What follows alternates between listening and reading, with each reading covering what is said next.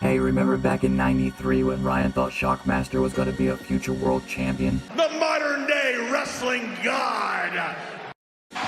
What? And that's why, Jack, you're so smart. Now back to Jack and Ryan on the MonsterCast.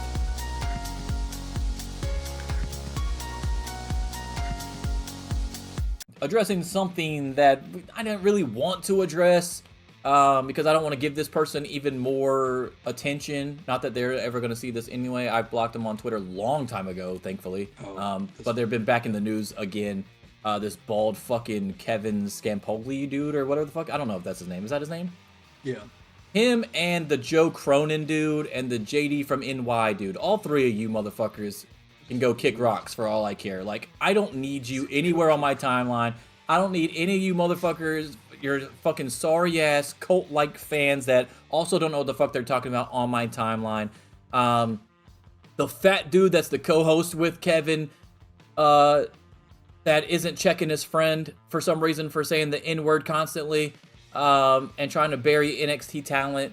The Cronin dude for fucking trying to bury Denise for doing her job.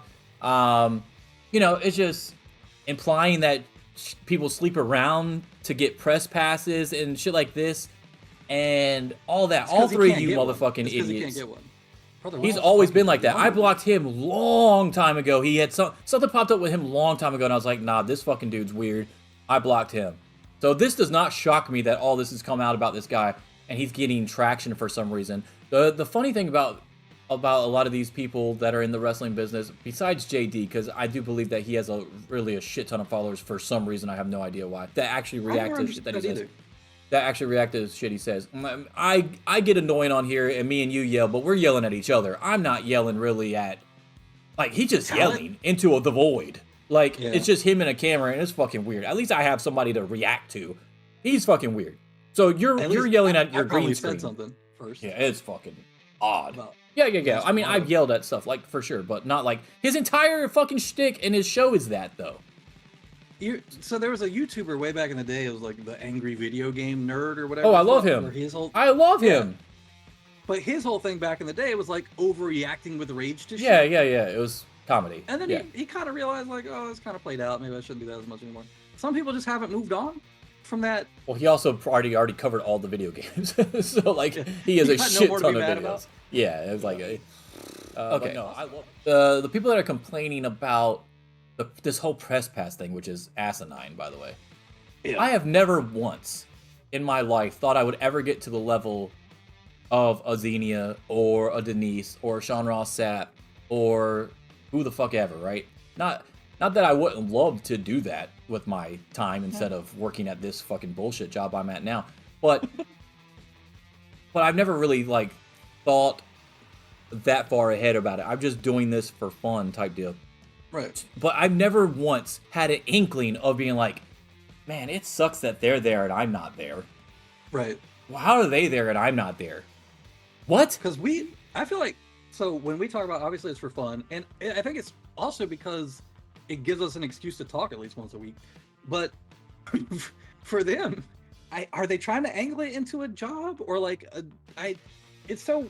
Well, here's the thing. What job do they think they're going to get? Right. That's my thought too. That's where I was going. It's like, because if you think that your whole point in doing this is angling for like some kind of media job or like some sort of like in with the companies or whatever, you're probably not going to do it by being a fucking dick 24/7 to talent and to other journalists. My favorite part about this is Seahawk, Denise, Xenia, Sean Ross Sapp, Phil and Reg. They're all just ass kissers. That's why they got where they are. You have to be nice. You understand that you have to be nice to people, right?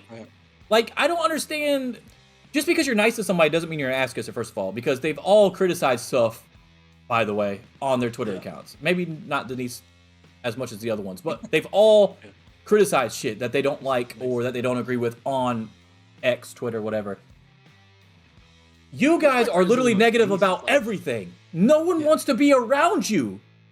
You're not building anything that anybody wants to be a part of, which is why you're not where they are. It is weird that there's this microcosm of I know we don't like to use the word fake with wrestling, but there's this like, there's a group of journalists who cover a fake thing that have like real issues with each other or the way that they cover it or the access that they have to it. Very fucking weird to me. Like, do you think these kind of beefs exist with like fucking like movie reviewers? Is that a thing? I don't think it's a thing, right? Probably not. Well, Why is Roger Ebert giving this interview? I can do this way better. That movie fucking sucked. All those actors fucking suck. Yeah. Yeah, no, that's not how this works. It's the same concept as the Pat McAfee show too. I've seen a lot of people hating on the Pat McAfee show for like the ESPN stuff or the WWE stuff that he just recently did and all that stuff. And I'm sitting there like, it's really just jealousy. At the heart of all of it, it's literally just jealousy. It's you're miserable as fuck. You have nothing going on in your life. You somehow got enough money scrounged up to get a webcam and a computer and an internet connection. And now you think you're just as smart as other people because you watch one product and then shit on the other one that you don't watch. And then it's like you're not even in the same league. You're not like the same league. You're not in the same realm. You're not in the same reality. In what fucking reality, as Omega would say? Like, what are you talking about? You're nowhere near the stratosphere of what these other people are in, and you'll never get there because of the way that your attitude is. The nice thing about content creation becoming more accessible is that like anybody can do it. But the bad thing about content creation becoming more accessible is that fucking anybody can do it. So you get these idiots who come in and just say like the most outlandish shit. But that's the thing. Fights. Here's the thing: is that they say the outlandish shit because they know that'll get the clicks and the views. But the problem is they think that it should get them more than that when that's where it stops. Yeah. It doesn't propel you into the next part of it. For the people that actually work hard and are positive and don't get as many clicks and views at the beginning of their journey on this type of path with content creation, because a lot of people don't really gravitate towards that. They gravitate towards the negative stuff so they can react to your bullshit, right, and then get likes and comments off of your bullshit and get you to go back and forth with them.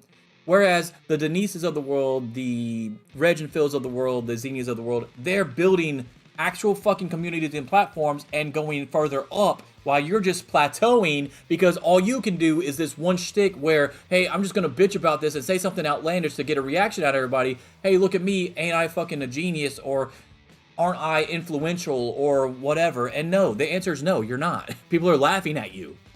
The funny thing is like too, when they talk about people being like shills or bought and paid for it or what, like fucking this pissed me off. So way back when Will Washington got hired by AEW, a lot of people were just like, oh, it's because he sucks up to the AEW product and because he's like some people like Scampoli would say shit like, oh, he's like a diversity hire, like what, just fucking moronic stuff. But what pissed me off about it was the reason that he got the role that he got wasn't because he was like constantly sucking up to it, is because he kept track of the storylines in the product and was making commentary on shit that sometimes didn't make sense. And then it was like his analysis of it overall in a more objective way that kind of made it to where people saw the value in not just his content, but also bringing him in actually to the fucking company. So it's very weird to me that you've got people like, who was Joe Cronin, I guess his name was, saying shit about like Denise. It was crazy. My biggest complaint about Denise is that she doesn't talk enough shit. It's too nice about all the products. But no, like just some of it's jealousy, some of it's attention getting, some of it's just being fucking dumb. I don't know what their end goal is though, because when you look at the impressions that they get or the clicks they get from it or anything like that, it's not like they're making fucking bank on it themselves. Well, see, here's the thing. I'll disagree with you. That's kind of what Cronin was saying. Besides the whore comments, what he was getting to with the Denise thing, I think, was she is too nice. She doesn't ever have a quote-unquote hot take, but most of these hot takes, like the Kevin Scampolis and the JD from New York, are shit takes. They don't make any sense. They're just garbage takes. They're wrong. So, or they're negative just for the sake of being negative. Exactly. So I think that's Denise's thing. It's not that she doesn't have hot takes. She just doesn't portray them out to the public because she's only focusing on the positive stuff that she does like, which is a good way to go about stuff. I wish I could do that more often, but there's stuff that in wrestling that has always annoyed me from when I was a younger fan. So not using instant replay. Yeah, not using instant replay when you have the technology exists, let's use it. But anyway, so that is, I think, part of it, is that she chooses to focus on the positive stuff, and then it annoys people that are like, well, you can't like everything. No one said she's ever liked everything. She just doesn't comment on the stuff that she doesn't like. Why she doesn't want to waste her time on shit she doesn't like. There were matches on that New Japan card that I didn't really like. We just didn't talk about them. It's fine. Yeah, when we just talked about Windy City Riot, we literally talked about everything that we liked on the show. Right. Yeah, we don't have to cover the mid stuff, whatever.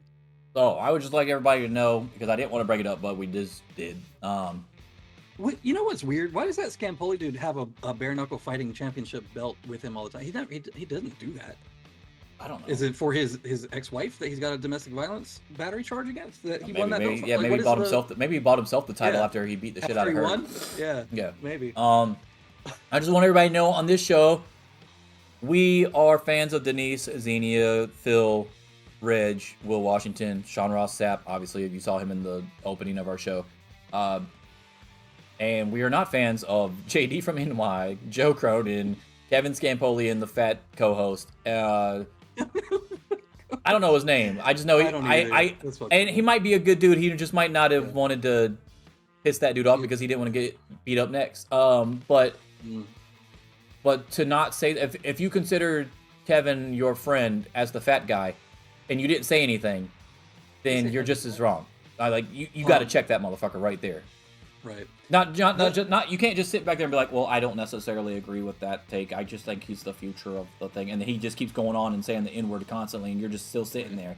Then you're part of the problem, not the solution. So if I can argue with you about Austin not being on the fucking Mount Rushmore, I think I would say something if you said some really out of pocket shit. And by the way, there was never a time where it was okay to do what Kevin Scampoli did. I'm just going to throw that out there right now. Well, no, there was. It was like the late 1700s, early 1800s. Before Abe Lincoln abolished it. Yeah, sure. Right. Okay. But yeah, that's... I just want to be very well known on this show that we do not condone any of those three morons. And that we fucking firmly stand behind all the other ones that I've mentioned a few times already. The Grapsity podcast, the Fightful people, the Xenia did that, Kate from Fightful, all those people. It's asinine to me that those people. Oh, and the other thing is that a lot of those people, I don't know if they buy followers or whatever the fuck they do, but if you look at how many people they follow and then look at their engagement, it's not good. It's only good when somebody bigger retweets them and then they get a bunch of people shit. Yeah, for that one tweet, and then it goes back down. Yeah. Right. Have you ever noticed how many people try to talk shit about Sean Ross Sapp's ability to fight? Like they're just constantly saying that they would fight him. Oh, that was another guy, the Bill Batty guy or whatever the fuck. No, the Scampoli and somebody else. No, I know that, but I'm throwing that guy in there too that I also don't like. Yeah, because it's funny. I don't know if they know this, but Sean Ross Sapp, out of everybody you could try to make that complaint about, he trained in catch wrestling. He medaled at OGC. Like, he's not just some fucking dude in the sense that you are most likely some fucking dude when you're saying that shit. It's very weird to me that that's the person you would pick to be like, oh yeah, I bet he wouldn't do shit in person. He probably would, and he'd probably beat the piss out of you. I think we should have a Survivor Series match. It's me, you, Sean Ross Sapp, and I think I want to pick Xenia because she's fucking tall as shit. She could be like our heater. And then we go against Kevin Scampoli and JD from NY and Joe Cronin and Fat Host, or maybe Bill Batty. I don't know if Fat Host can make it. Yeah. We'll do a 4-on-4 elimination style Survivor Series match, and we'll see who wins. Right. It'll be like DX, CM Punk, and the Hardys, because we're all going to be standing at the end of it. It's going to be like there's going to be all survivors from our side, I feel like. It's so funny to me. It's like of everybody, and like you want to say that people do it with Alvarez too, which is crazy because he's a fucking black belt under God, who is he a black belt under? I don't remember, but he's a fucking black belt in Brazilian Jiu-Jitsu. Like, of all the people that you would try to talk shit about, for some reason they always go to Sean Ross Sapp and Alvarez and talk about them fighting them IRL. Both of them would fucking choke you until you pissed yourself. What do you mean? I mean, the great thing about Kevin Scampoli though is he'll never go to conventions or shows or anything because he knows he's gonna get his ass fucking beat as soon as somebody recognizes who he is. Yeah. All right. Moose, I think, said he would slap the shit out. That's not somebody I would want to piss off. Oh shit! Jesus. You're slapping him with that fucking hand. If you wasn't bald already, all your hair would have flew off. Yeah. All right, so that's gonna do it for the show. I just wanted to throw that out there because obviously that was getting a lot of traction this week.